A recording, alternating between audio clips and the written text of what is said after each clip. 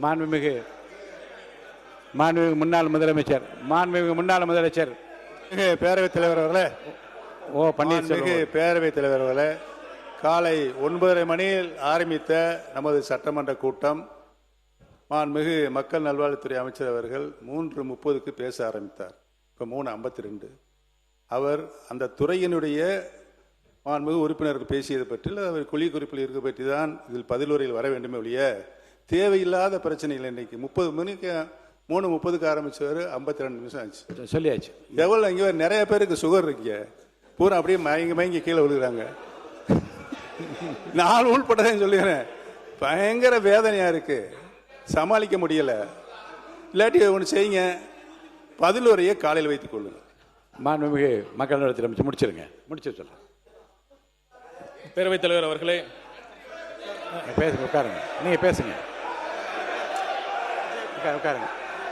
அவர் பேர் மாண்பு உறுப்பினர் விஜயகுமார்.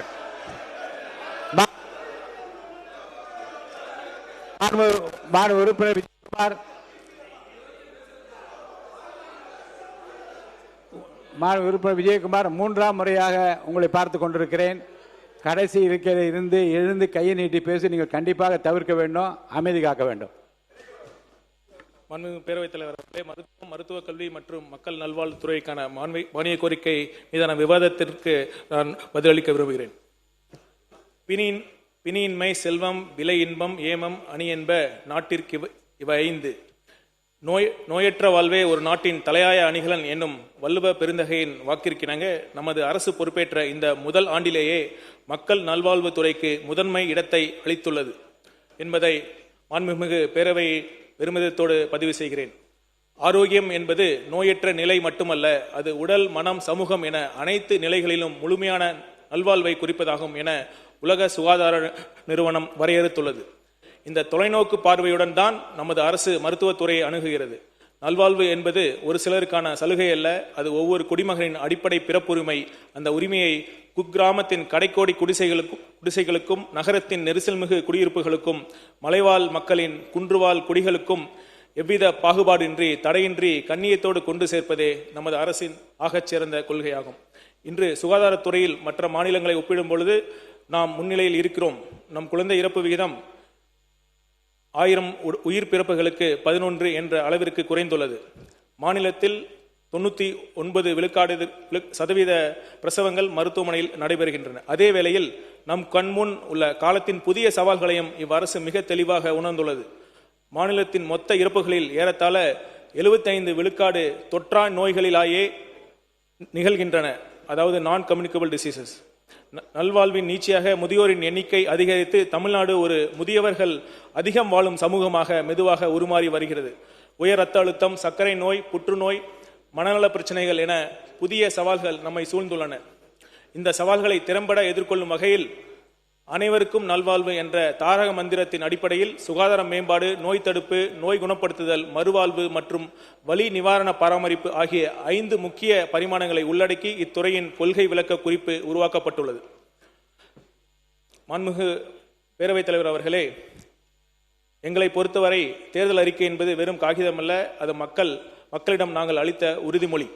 மக்கள் நல்வாழ்வு துறைக்காக நாங்கள் அளித்த முதன்மை வாக்குறுதிகள் ஒவ்வொன்றும் ஆட்சி அமைந்த சில மாதங்களிலேயே செயல் வடிவம் பெற்றுள்ளதை இம்மாமன்றத்தில் பெருமிதத்துடன் சுட்டிக்காட்ட விரும்புகிறேன்.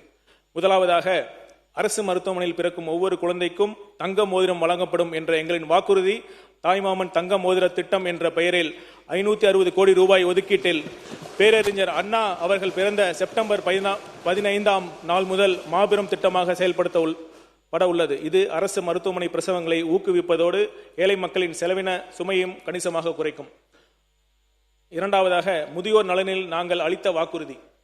தமிழ்நாட்டிலேயே முதல் முறையாக 70 வயதிற்கு மேற்பட்ட சுமார் 38 லட்சம் மூத்த குடிமக்களுக்கு எவ்வித வருமான உச்ச வரம்பின்றி கட்டணமில்லா உயர் சிகிச்சைகளை உறுதி செய்யும் முதலமைச்சரின் முதியோர் காப்பீடு திட்டம் செயல்படுத்தப்பட உள்ளது என்பதை மகிழ்ச்சியுடன் தெரிவித்துக் கொள்கிறேன். புற்றுநோய், நவீன இதய அறுவை சிகிச்சை, உறுப்பு மாற்று அறுவை சிகிச்சை உள்ளிட்ட உயர்நிலை சிகிச்சைகள் அனைத்தும் அங்கீகரிக்கப்பட்ட அரசு மற்றும் தனியார் மருத்துவமனைகளில் விலை இல்லாமல் வழங்கப்படும். வாழ்நெல்லாம் உழைத்து ஓய்ந்த முதிய தலைமுறைக்கு நமது அரசு செலுத்தும் நெஞ்சார்ந்த நன்றி கடன் இது. மூன்றாவதாக, ஒவ்வொரு குடும்பத்திற்கும் முழு உடல் பரிசோதனை என்ற வாக்குறுதி. 30 வயதை கடந்த அனைவருக்கும் நோய்களை ஆரம்ப நிலையிலேயே கண்டறியும் திட்டம் மாநிலம் முழுவதும் 1257 மையங்கள் வாயிலாக முன்னெடுக்கப்படும். மேலும் மதுரை, திருச்சி, நாமக்கல் அரசு மருத்துவக் கல்லூரி மருத்துவமனைகளில் நலம் முழு உடல் பரிசோதனை மையங்கள் அதிநவீன வசதிகளோடு அமைக்கப்படும். நான்காவதாக, அரசு மருத்துவமனைகளை நவீனப்படுத்துவோம் என்ற வாக்குறுதி. இன்று இந்த பேரவையின் வாயிலாக வாசிக்கப்படவிருக்கும் 115 புதிய அறிவிப்புகள் ஒவ்வொன்றும் இந்த வாக்குறுதியின் உயிரோட்டமான செயல் வடிவங்களே ஆகும். ஐந்தாவதாக, போதைப் பொருள் இல்லாத தமிழ்நாடு என்ற சீரிய இலக்கு. போதை பழக்கத்திலிருந்து மீள துடிப்பவர்களுக்கான மறுவாழ்வு நிதி 70 கோடி ரூபாய் ஒதுக்கீட்டில் உருவாக்கப்பட்டுள்ளது. மேலும் மனநலம் மற்றும் போதை மறுவாழ்வு மையங்கள் அனைத்து மாவட்டங்களிலும் விரிவுபடுத்தப்பட உள்ளன. இறுதியாக, மருத்துவ கனவோடு காத்திருக்கும் மாணவர்களின் நெஞ்சில் நெருப்பாக எரியும் நீட் தேர்வு.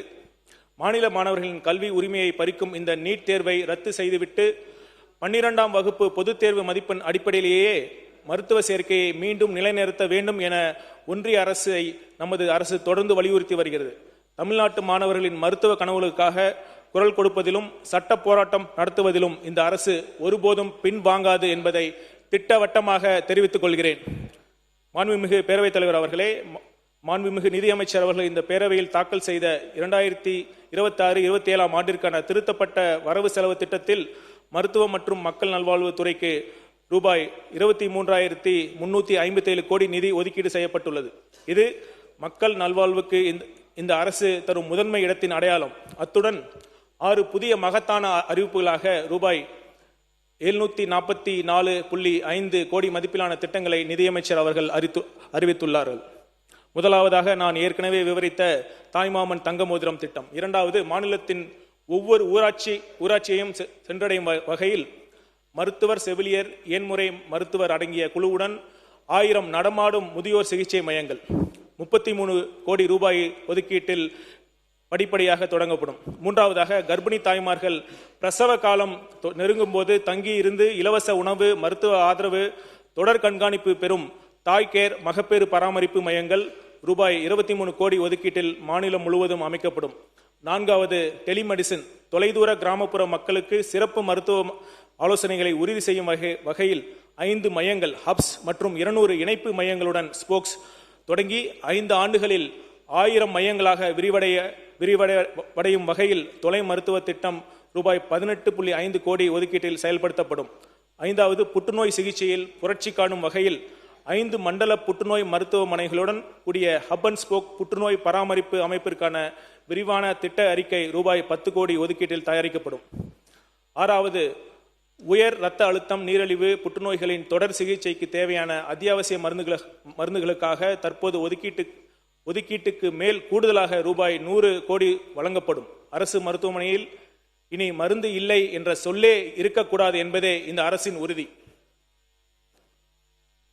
மாண்புமிகு பேரவைத் தலைவர் அவர்களே, கடந்த 100 நாட்களில் இந்த அரசு செய்த சாதனையில், மருத்துவத்துறையில் செய்த சாதனையில் சற்று குறிப்பிட விரும்புகிறேன்.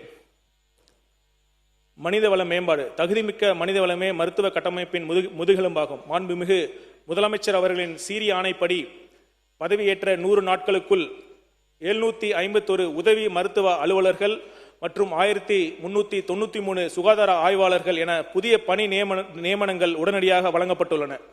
மேலும் 2026-27 நிதியாண்டில் மருத்துவ பணியாளர் தேர்வு வாரியம் MRB மூலமாக மருந்தாளுநர்கள், செவிலிய உதவியாளர்கள், கிராம சுகாதார செவிலியர்கள் என 24 வகையான 3594 பணியிடங்கள் நிரப்பப்பட உள்ளன என்பதையும் மகிழ்ச்சியுடன் தெரிவித்துக் கொள்கிறேன்.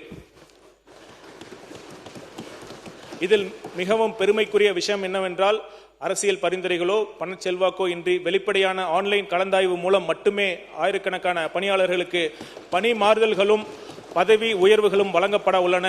தகுதி, நேர்மையை மட்டுமே இந்த அரசின் ஒரே அளவுகோல். உட்கட்டமைப்பு மாண்பு. மருத்துவ உட்கட்டமைப்பை பொறுத்தவரை ஆரம்ப சுகாதார நிலையங்களை வலுப்படுத்தும் நோக்கில் ரூபாய் 75 கோடி மதிப்பீட்டில் 127 புதிய கட்டடங்கள் திறந்து வைக்கப்பட்டுள்ளன. மருத்துவ மற்றும் ஊரக நலப்பணிகள் இயக்கத்தின் சார்பில் ரூபாய் 161.69 கோடியில் பல்வேறு மருத்துவ கட்டடங்களும் கள ஆய்விற்கென 40 புதிய வாகனங்களும் மக்கள் பயன்பாட்டிற்கு வந்துள்ளன. சென்னை கீழ்ப்பாக்கம் அரசு மருத்துவமனையில் ரூபாய் 17 கோடியில் 210 படுக்கைகள் கொண்ட புதிய கட்டடம், கன்னியாகுமரி மருத்துவக் கல்லூரியில் ரூபாய் 6.78 கோடியில் கதிரியக்க புற்றுநோய் சிகிச்சை மையம், வட சென்னை மக்களின் நலனுக்காக தண்டையார்பேட்டையில் புதிய டயாலிசிஸ் மையம் என யாவும் இந்த 100 நாட்களுக்குள் திறந்து வைக்கப்பட்ட சாதனைகளாகும். மாண்புமிகு பேரவைத் தலைவர் அவர்களே, இந்த உரையை அடுத்து இத்துறையின் 2026-27 ஆண்டிற்கான 115 புதிய அறிவிப்புகளை எங்கள் தலைவர் அவர்களின் வழிகாட்டுதலின்படி வெளியிட விரும்புகிறேன்.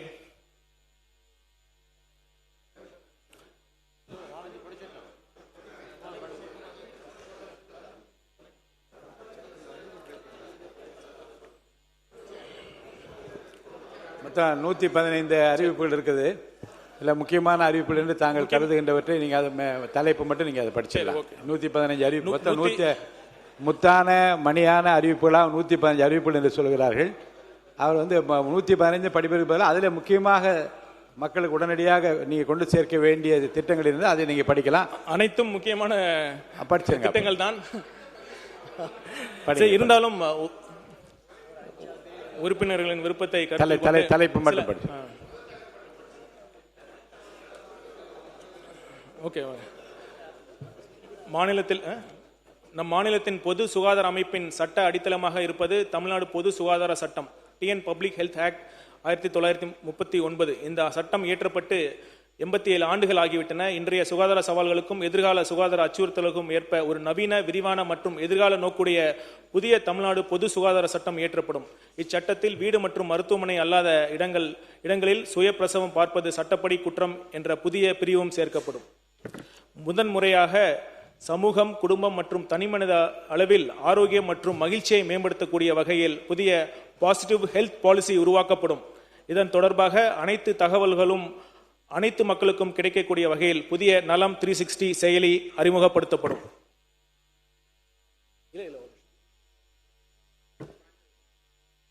சில முக்கியமானது மட்டும்.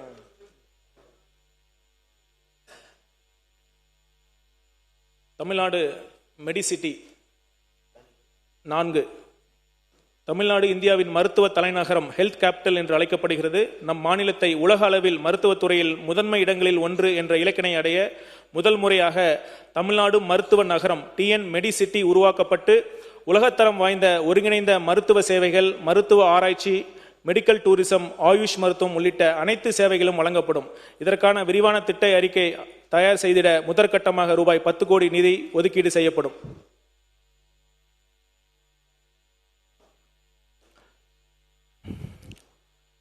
அறிவிப்பு 7.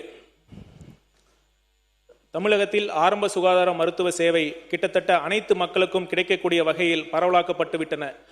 நம் அடுத்த இலக்கு, நம் கன்னியாகுமரி சட்டமன்ற உறுப்பினர் கேட்டுக்கொண்டது, அதன் வழியில் நம் அடுத்த இலக்கு அனைத்து மாவட்டங்கள் அளவிலேயே சூப்பர் ஸ்பெஷாலிட்டி என்று சொல்லப்படுகிற உயர் சிறப்பு மருத்துவ சிகிச்சை வசதியை கொண்டு வருவதுதான். இதற்காக 284 உயர் சிறப்பு மருத்துவ பணியிடங்கள் புதிதாக உருவாக்கப்படும் என்பதை மகிழ்ச்சியுடன் தெரிவித்துக் கொள்கிறேன். முதலமைச்சரின் முதியோர் காப்பீட்டு திட்டம். தமிழ்நாட்டில் முதன்முறையாக 70 வயதிற்கு மேற்பட்ட சுமார் 38 லட்சம் மூத்த குடிமக்களுக்கு வருமான உச்ச வரம்பின்றி கட்டணமில்லா மருத்துவ சிகிச்சைகள் பெறும் வகையில் முதலமைச்சரின் முதியோர் காப்பீடு திட்டம் என்ற புதிய திட்டம் செயல்படுத்தப்படும்.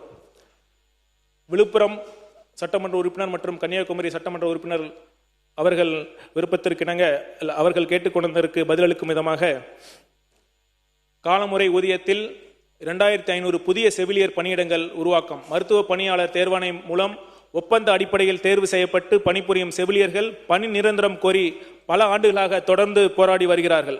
அவர்களின் கோரிக்கையை கருத்தில் கொண்டு முதற்கட்டமாக 2500 செவிலியர் பணியிடங்கள் கூடுதலாக உருவாக்கப்பட்டு தற்போதைய தொகுப்பூதியத்தில் இருந்து காலமுறை ஊதியத்தில் பணியமர்த்தப்படுவார்கள் என்பதையும் மகிழ்ச்சியுடன் தெரிவித்துக் கொள்கிறேன். ஆண்டுதோறும் அனைவருக்கும் கட்டணமில்லா உடல்நல பரிசோதனை நலம் 360 30 வயது மற்றும் அதற்கு மேற்பட்ட அனைத்து பொதுமக்களுக்கும் நோய்களை ஆரம்ப நிலையிலேயே கண்டறிந்து உரிய சிகிச்சை வழங்கும் வகையில் 36 அரசு மருத்துவக் கல்லூரி மருத்துவமனைகள் 295 அரசு மருத்துவமனைகள், 424 மேம்படுத்தப்பட்ட ஆரம்ப சுகாதார நிலையங்கள், 39 நகர்ப்புற சமுதாய சுகாதார மையங்கள் மற்றும் 463 நகர்ப்புற ஆரம்ப சுகாதார நிலையங்களில் ஆண்டிற்கு ஒருமுறை 14 அடிப்படை பரிசோதனைகளை உள்ளடக்கிய நலம் ஒருங்கிணைந்த இலவச கட்டணமில்லா உடல்நல பரிசோதனை காம்ப்ரிஹென்சிவ் ஃப்ரீ ஹெல்த் செக்அப் ரூபாய் 51 கோடியில் செயல்படுத்தப்படும்.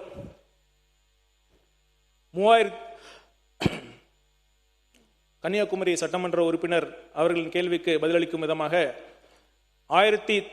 அறிவிப்பு எண் 11 1090 மருந்தாளுநர்கள், 999 செவிலிய உதவியாளர்கள், 896 கிராம சுகாதார செவிலியர், 164 சித்தா ஆயுர்வேதா யுனானி மருத்துவ பணியாளர்கள், 130 கண் மருத்துவ உதவியாளர் உள்ளிட்ட 20 வகையான 3594 பணியிடங்களுக்கு மருத்துவ பணியாளர் தேர்வு வாரியம் மூலமாக 2026-27 ஆண்டில் தகுதியான நபர்கள் தேர்வு செய்யப்படுவார்கள் என்பதையும் மகிழ்ச்சியுடன் தெரிவித்துக் கொள்கிறேன்.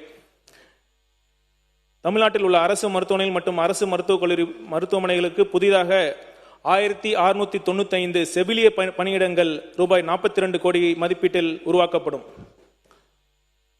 செயற்கை கருத்தரிப்பு சேவை அறிவிப்பு எண் 13.